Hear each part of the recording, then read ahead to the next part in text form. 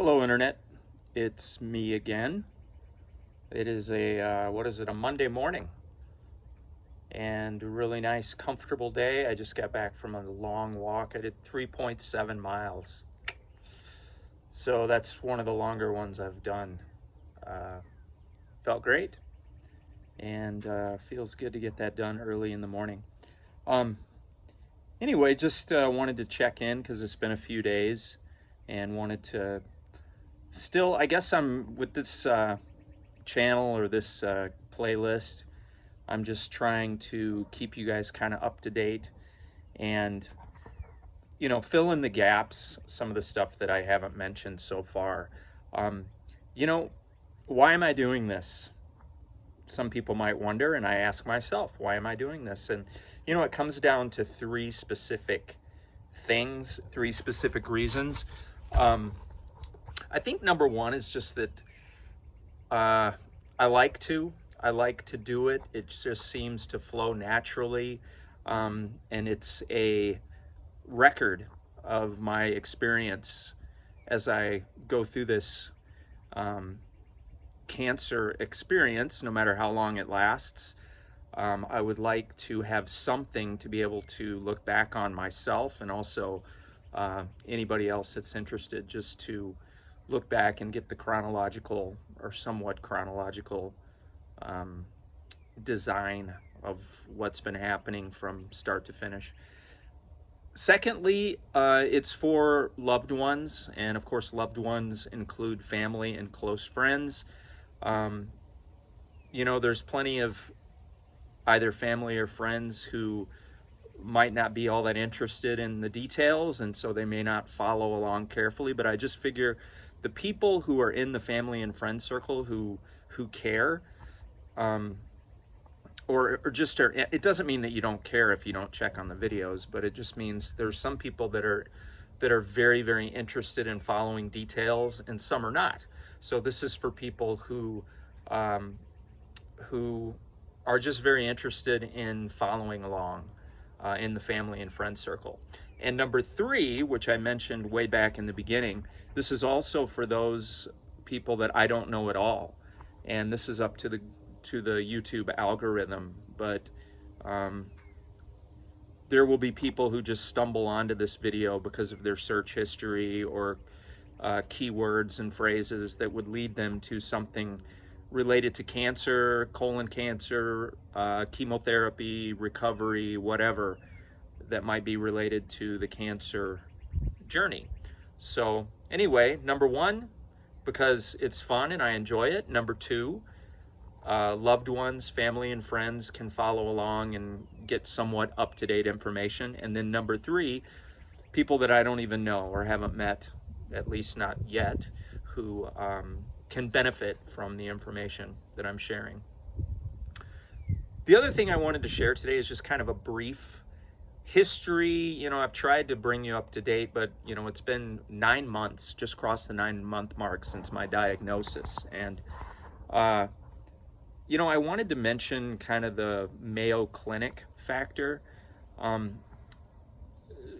As of the last week or 10 days, I have now shifted every bit of my care, other than my primary health care physician who's here in the Twin Cities. All of my care is now being handled at Mayo Clinic. And there's quite a lot of it. It's not just oncology. Of course, oncology is the stuff that's directly cancer related, but there's gastroenterology related to my colon surgery, my colectomy that I had back in January. Then there is a liver surgeon who is, related to anything liver oriented and any sort of after effects that might come up from my liver resection, which was in late April. There is cardiology, because I mentioned that I had a pretty severe case of endocarditis that pretty much shredded my mitral valve. And that is one of the things that we're going to be dealing with hopefully in the next couple of months. I'm going to have to go in for a heart valve replacement, which is pretty major surgery. That'll be my third major surgery this year. if we can get it in this year, which I think so. And then lastly, there's urology, which I've touched on a little bit. I don't want to go into all the details with that. It might be boring or very uninteresting to a lot of people, but it's a quality of life issue. I'm having problems since my colon surgery in January that have yet to be ironed out. I was trying to deal with the urology here, but I decided everybody else, all of my medical care is happening at the Mayo Clinic, and I decided that it would be easier if all of those medical professionals, doctors, surgeons, whoever, we're in the same place and we're able to communicate via the same portal, able to see all the same information seamlessly, etc. So, you know, the Mayo Clinic thing is a miracle how it happened. It's just an hour and 20 minutes down the road. But everybody knows the reputation of the Mayo Clinic. Deep gratitude goes out to my cousin, Kathy, who's in San Antonio, and she knows that she was instrumental in getting that connection made. She works at MD Anderson and has connections at Mayo. You don't just walk into Mayo. You end up on long waiting lists, and I was related to my intestinal blockage back in January. I was in tough shape, and there was a lot of conflicting information flying around, and the doctors and surgeons at two different hospitals up here weren't quite sure what to do to me. And Kathy, and in concert with my brothers, Paul and Jeff, they ended up getting me on a fast track.